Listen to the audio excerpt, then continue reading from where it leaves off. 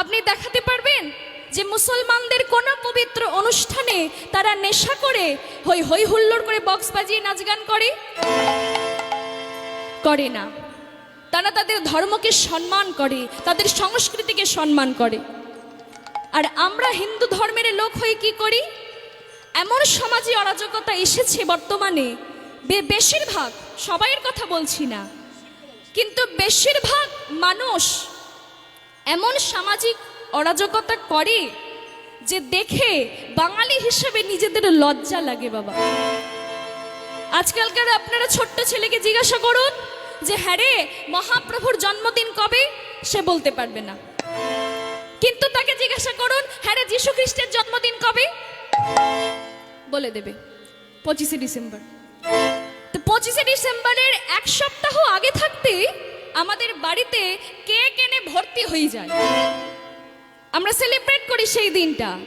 অথচ আমাদের ভগবানের যেদিন জন্মদিন, স্বয়ং মহাপ্রভুর যে আবির্ভাব তিথি, সেই দিন আমরা আমাদের সন্তানদের হাতে একটা মালা তুলে দিয়ে বলি না যে ওরে আজ মহাপ্রভুর জন্মদিন, এই মালাটা গিয়ে মহাপ্রভুর গলায় পরিয়ে দে।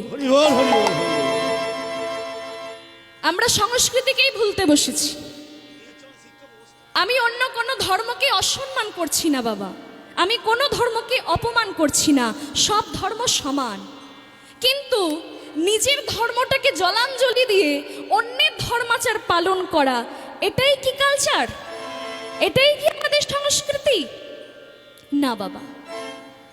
আমাদের শিক্ষা ব্যবস্থা, আমাদের সমাজ ব্যবস্থা বর্তমানে এমন অবস্থায় দাঁড়িয়েছে, এতটা নিচে নেমে গেছে, তার জন্য কারা দায়ী? আমরাই তো দায়ী। আমাদের এই যে হিন্দুত্ব দিন দিন নষ্ট হয়ে যাচ্ছে, তার জন্য দায়ী কিন্তু আমরাই। কারণ আমরা আমাদের সনাতন ধর্মকে বর্তমানে ভুলতে বসেছি বাবা। আপনি কোনো মুসলমান লোককে পাবেন না যে মসজিদে উঠে তাস খেলে, জুয়া খেলে, নেশা করে, বিড়ি সিগারেট ফুঁকে, পাবেন না। অথচ আমাদের সনাতন ধর্মের দিকে তাকিয়ে দেখুন, আপনাদের এদিকে হয় কিনা জানি না বাবা, আমাদের ওদিকে হাওড়ার দিকে অবশ্যই প্রায় প্রতিটা মন্দিরে একটু সন্ধ্যার পরে, রাত বাড়লো কি বাড়লো না, ওই পাড়ার ছেলেগুলো মিলে তাস খেলতে শুরু করে দেয়। তাহলে এতে মন্দিরের সম্মানটা কোথায় বজায় থাকছে বলুন? যে আসনে আমরা ভগবানকে বসাচ্ছি, যে সিংহাসনে আমরা ভগবানকে পূজা করছি, যে গৃহের মধ্যে আমরা ভগবানকে রেখেছি, সেই মন্দিরে বসেই আমরা তাস খেলছি, জুয়া খেলছি, নেশা ভান করছি। তাহলে এতে আমাদের সনাতন ধর্ম নষ্ট হবে না তো আর কিসে হবে? আপনারাই বলুন, আমাদের সনাতন ধর্মের এই যে দুর্দশা দেখা দিয়েছে, এর জন্য কারা দায়ী? আমরাই তো দায়ী। তাই আমাদের উচিত যে ভবিষ্যৎ প্রজন্ম যাতে সনাতন ধর্মের সঠিক শিক্ষা পায়, সেদিকে লক্ষ্য রাখা। এই যে দোল পূর্ণিমা আসছে বাবা, এর মাহাত্ম্য বিশাল। মহাপ্রভুর 540তম জন্মতিথি আসছে, শুভ দোল পূর্ণিমার দিন। 1486 খ্রিস্টাব্দের এই দিনে মহাপ্রভু আবির্ভূত হয়েছেন। আমাদের কলিযুগের যিনি ভগবান, আমরা ভাগ্যবান যে আমরা ভারতবর্ষের মাটিতে জন্মগ্রহণ করেছি, আর তার চেয়েও বেশি ভাগ্যবান যে আমরা বাংলার মাটিতে জন্মগ্রহণ করেছি। যে বাংলার মাটিতে স্বয়ং মহাপ্রভু আবির্ভূত হয়েছেন, সারা জগৎকে যে মহাপ্রভু প্রেম বিতরণ করেছেন, তার জায়গায়, তার মাটিতে আমরা জন্মগ্রহণ করেছি। এর থেকে সৌভাগ্য আর কি আছে বলুন? এত সৌভাগ্য আমাদের যে আমরা মহাপ্রভুর দেশে জন্মগ্রহণ করেছি। তাই আমি ভগবানের কাছে প্রার্থনা করি, এর পরে আর যত জন্ম আছে, যদি আবার কোনোদিন মানুষ হয়ে জন্মাতে পারি, তাহলে ভগবান যেন আমাকে আবার এই বাংলার মাটিতেই মানুষ হিসাবে পাঠায় বাবা। এই যে সামনে দোল পূর্ণিমা আসছে, মহাপ্রভুর জন্মতিথি, আপনাদের সবার কাছে আমার অনুরোধ, ভগবানের জন্মতিথি সংস্কৃতির সাথে হিন্দু সনাতন ধর্মের নিয়ম অনুসারে ভক্তি ভরে, নিষ্ঠা ভরে পালন করবে। এই দোল পূর্ণিমা হলো হোলি খেললাম, রং মাগলাম, বক্স বাজিয়ে নাচা গানা করলাম, নেশা ভান করলাম, হয়ে গেল হোলি হে হয়ে গেল। না বাবা, এর থেকে লজ্জার, এর থেকে অপমানের আর কিচ্ছু নেই আমাদের জীবনে। ভগবানের জন্মতিথি কত বড় বড় মন্দিরে পূজা অর্চনা করে পালন করা হয়, প্রতিটা ঘরে ঘরে মহাপ্রভুর জন্মতিথি পালন করা হয়। এই কত বড় ভাগ্যের ব্যাপার বলুন তো। তাই আমাদের উচিত যে আমাদের ভবিষ্যৎ প্রজন্মকে হিন্দু সনাতন ধর্মের সঠিক শিক্ষা প্রদান করা, যাতে তারাও মহাপ্রভুর জন্মতিথি ভক্তির সাথে নিষ্ঠার সাথে পালন করতে পারে। তাই সবাই মিলে বলুন, নিতাই গৌর প্রেমানন্দে হরি হরি হরি বল। তাই আজকে কৃষ্ণদাস ওই কুঞ্জ মন্দির ঝাঁট দিচ্ছে, ঝাঁট দেওয়ার সেবা দিয়েছে গুরুদেব, তাই সেই কুঞ্জ মন্দির ঝাঁট দিচ্ছে আর গাইছে, জয় রাধা শ্যাম জয়, বলো জয় গিরিধারী,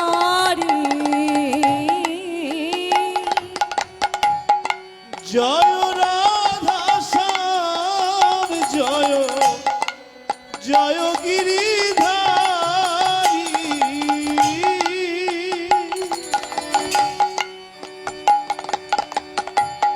জয় রাধা শ্যাম জয়, জয় গিরিধারী, জয় রাধে জয় রাধে, জয় রাধে জয় রাধে, জয় রাধে জয় রাধে, জয় রাধা শ্যাম জয়, জয় গিরিধারী, জয় রাধা শ্যাম জয়, জয় গিরিধারী, জয় রাধা শ্যাম জয়, জয় গিরিধারী। একি একি এই কি অবস্থা, এখানে এখানে একটা এই সোনার নূপুর এলো কোথা থেকে? এ নূপুর কার রে বাবা? কই কাউকে তো দেখতে পাচ্ছি না। এই নূপুরটা কার বাবা? এত সুন্দর সোনার নূপুর, চতুর্দিকে হিরে দিয়ে বাঁধানো। আহা, নূপুরের আলোয় কুঞ্জ মন্দির যেন আলোকিত হয়ে গেল। কিন্তু এই কার নূপুর? যাক, আমি বরং তুলেই রাখি, গুরুদেবের কাছে দিয়ে দেব, যার নূপুর সে এসে নিয়ে যাক। এই বলে যেই নূপুরটিকে স্পর্শ করেছে, অমনি সর্বঙ্গে অষ্টসাত্ত্বিক ভাবে উদয় হয়েছে। সারা অঙ্গ থরথর করে কাঁপতে লাগলো, চোখ দিয়ে অশ্রুধারা বইতে লাগলো। এ কি নূপুরটিকে ছুঁয়ে আমার আমার এরকম হচ্ছে কেন? আমার মনের মধ্যে এরকম ঝড় উঠেছে কেন? আমার সারা অঙ্গে এইভাবে কাঁপছে কেন? এ আমার কি অবস্থা হলো? এ আমার কি অবস্থা হলো? এ আমার কি অবস্থা হলো?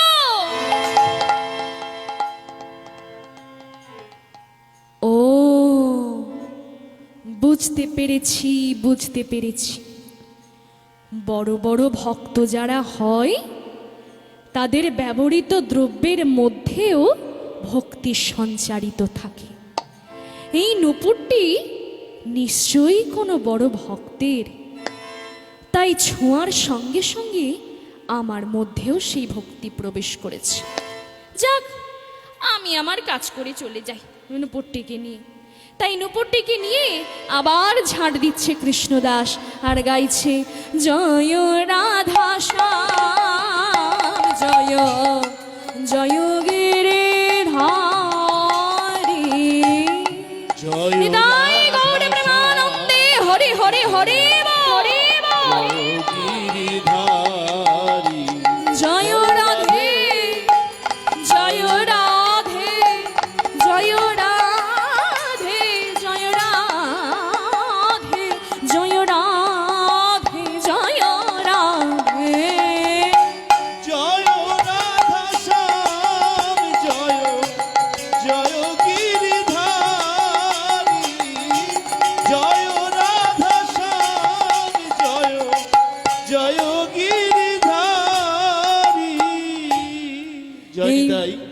একটি ঘোষণা। মাননীয় শ্রী মনোরঞ্জন দাস অধিকারীর পুত্র শ্রী নন্দদুলাল দাস অধিকারী উনি কীর্তনে মুগ্ধ হয়ে 50টি টাকা উপহার দিয়েছেন। জয় রাধে, জয় রাধে। এইভাবে নূপুরটিকে নিয়ে ঝাড় দিয়ে চলেছে কৃষ্ণদাস। আর ওদিকে কি হলো বাবা, ওদিকে কি হলো? প্রতিদিন শ্রীমতী রাধা রানী আমার গোবিন্দের সঙ্গে কুঞ্জবনে নৃত্য গীত করেন। আজকেও নৃত্য গীত করছিলেন, কিন্তু নৃত্য করতে করতে হঠাৎ আমার রাধারানীর বাম চরণের নূপুরটি খুলে গিয়েছিল। তাই গৃহে ফিরে যখনই একটি নূপুর খুলেছেন আর একটি নূপুর খুলতে যাবেন, দেখে কি নূপুর নেই। চিৎকার করে উঠলেন, ললিতা, ললিতা রে, ললিতা, ললিতা, সর্বনাশ হয়ে গেছে ললিতা, সর্বনাশ হয়ে গেছে। এই দেখ ললিতা, এই দেখ, আমার আমার একটি চরণে নূপুর নেই রে ললিতা, আমার একটি চরণে নূপুর নেই। কি হবে এখন, কি হবে? আমি আমি কোথায় যে নূপুরটি হারিয়ে ফেললাম? নয় নয় কুঞ্জবনে হারিয়ে ফেলেছি, আর নয় পথে আস্তে আস্তে কোথাও পড়ে গেছে। তুই জানা রে ললিতা, জানা, একটিবার গিয়ে দেখি আয়। এই তো তোর স্বভাব রাই, সমস্যার সৃষ্টি করবি তুই, আর সমাধানের জন্য শুধু সখীদের ডাকাডাকি। আমি এখন রাস্তা দিয়ে যাব, লোকে আমাকে চিনে ফেলবে না। ও মা, তুই ললিতা হই কেন যাবি? তুই সাধারণ ব্রজবাসিনী রূপে যা, কেউ তোকে চিনতে পারবে না। তাই ললিতা সখী আমার সাধারণ ব্রজবাসিনী রূপে চলেছেন কুঞ্জবনে, আর বদনে রাধা নাম গাইছে। রাধা কৃষ্ণ নাম লইয়া ললিতা চলে, রাধা কৃষ্ণ নাম লইয়া ললিতা চলে। রাধা কৃষ্ণ নাম লইয়া আমার ললিতা চলে। রাধা কৃষ্ণ নাম লইয়া ললিতা চলে। ওদিকে কৃষ্ণদাস নূপুর পাইয়া ভাসে আখি জলে। কৃষ্ণদাস নূপুর পাইয়া ভাসে আখি জলে, ভাসে আখি জলে। ললিতা সখী এসে বলছেন, বাবাজি।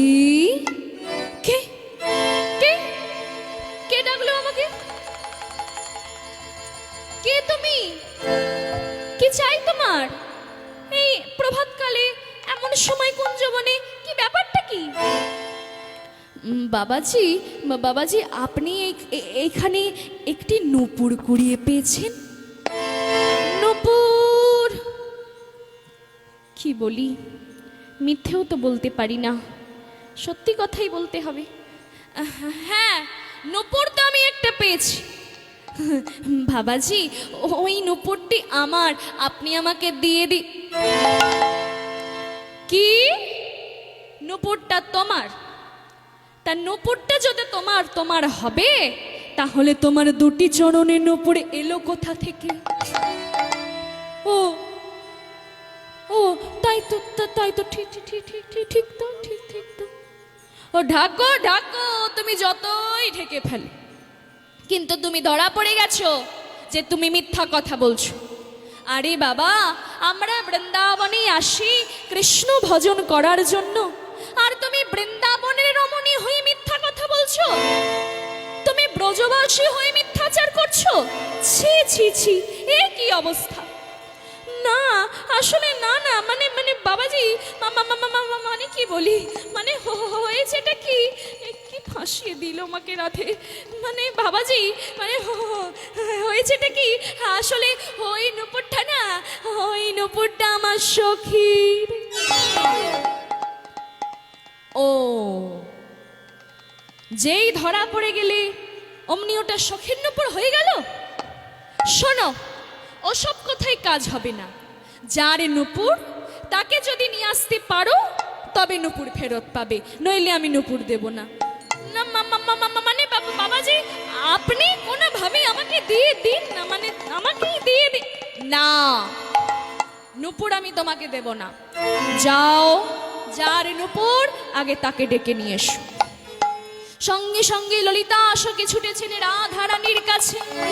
রাধে রাধে ওরে সর্বনাশ হয়ে গেছে রাই, ওরে সর্বনাশ হয়ে গেছে। কেন রে, কি হয়েছে এরকম হাঁপাতে হাঁপাতে আসছিস? আরে বলিস না রাই, বলিস না, কি হয়েছে জানিস? তোর নুপুরটা ওই কুঞ্জবনে পড়েছে। কোথাকার এক বাবাজি সে তোর নুপুরটা কুড়িয়ে পেয়েছে আর বলছে যে যার নুপুর তাকেই নাকি ফেরত দেবে। তুই তাহলে চল আমার সাথে। সখী আমি কি করে যাই বল? আমি কি স্বয়ং রাধারানী হয়ে যেতে পারি? ও মা, তুই রাধে হয়ে কেন যাবি? তুইও আমার মতো এই সাধারণ ব্রজবাসিনী রূপে চল, কেউ তোকে চিনতে পারবে না। তাই রাধারানী আমার ললিতা সখীকে সঙ্গে নিয়ে চলেছেন। ললিতারে সঙ্গে করে আমার রাধারানী যায় গো। ললিতারে সঙ্গে করি আমার রাধারানী যায় গো। ললিতারে সঙ্গে করে আমার রাধারানী যায় গো। ললিতারে সঙ্গে করি আমার রাধারানী যায়। ওদিকে কুঞ্জ মাঝে কৃষ্ণ দাসে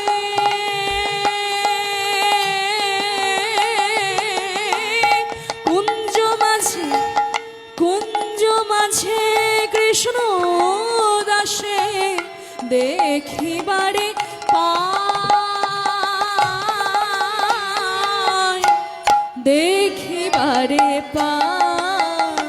ওদিকে কুঞ্জ মাঝে কৃষ্ণ দাসে দেখিবারে পায়, দেখিবারে পায়। দেখে কৃষ্ণ সেবা কেমন কৃষ্ণ সেবা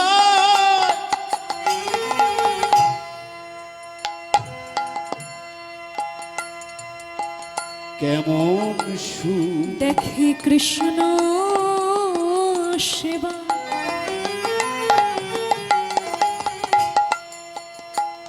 আহা মাগো, কৃষ্ণ সেবার সুখ যে একবার পেয়েছে, তার কাছে এই সারা জগতের সব সুখ যদি তার চরণের কাছে লুটিয়ে দাও তাহলেও সে ফিরেও চাইবে না। হরি বল, হরি বল। কৃষ্ণ সেবা সুখের এত মাহাত্ম্য। আহা, বলে কৃষ্ণ সেবা আহা, বলে কৃষ্ণ সেবা